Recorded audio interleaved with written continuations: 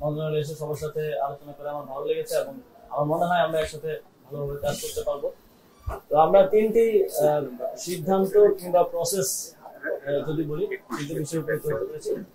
প্রথম হচ্ছে যুব ক্রীড়া মন্ত্রণালয়ের অধীনে শেখ হাসিনা জাতীয় যুব উন্নয়ন ইনস্টিটিউট আছে, আমরা এটার নাম পরিবর্তন করতে চাই।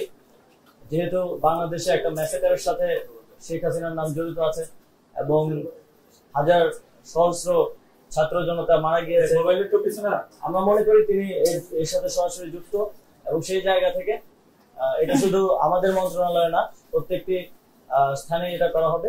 তো শেখ হাসিনা জাতীয় যুব উন্নয়ন ইনস্টিটিউটের নামটা আমরা পরিবর্তন করে বাংলাদেশ জাতীয় যুব উন্নয়ন ইনস্টিটিউট করছি এবং এই বিষয়ে প্রসেস চলমান থাকবে এবং দ্রুতই এটা কমপ্লিট হবে। আর নারী টি-20 বিশ্বকাপের বিষয়ে আমরা বিসিবির সাথে কথা বলেছি। যেই ইস্যুগুলো হচ্ছে তার মধ্যে সবচেয়ে গুরুত্বপূর্ণ হচ্ছে সিকিউরিটি এনশিওর করা। সিকিউরিটি এনশিওর করার ব্যাপারে স্টেট লেভেল থেকে কিছু কাজ করার ব্যাপার আছে।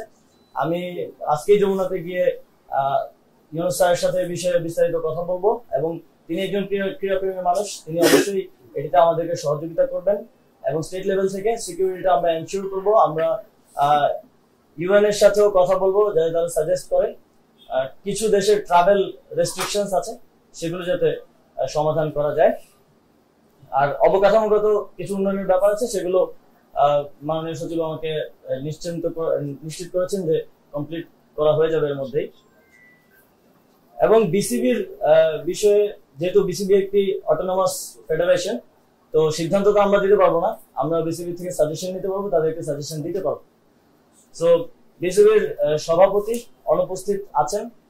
অবশ্যই একটা ফেডারেশনকে ওয়ার্ক করতে হইলে তার সবগুলো অর্গান ঠিকভাবে ভালোভাবে কাজ করতে হয়। সভাপতির মতো গুরুত্বপূর্ণ দায়িত্বে যিনি আছেন তিনি অনুপস্থিত আছেন, কিন্তু বিসিবি যেহেতু একটা অটোনমাস ফেডারেশন আইসিসির অধীনে, এই বিষয়ে আমরা সিদ্ধান্ত নিতে পারবো না। আমরা সাজেস্ট করেছি যারা বিসিবি ডাইরেক্টরস আছেন তারা এই বিষয়ে লিগালি কিভাবে আইসিসির লিগ্যাল ফ্রেমওয়ার্কের মধ্য থেকে কিভাবে এই বিষয়টি সমাধান করা যায় এবং অন্তর্বর্তীকালীন সময়ের জন্য কাউকে নিয়োগ করা যায় কিনা সে বিষয়ে তারা আমাদেরকে পরবর্তীতে রিপোর্ট করবেন এবং এই বিষয়ে আমরা প্রসিজারটা চালু রাখবো।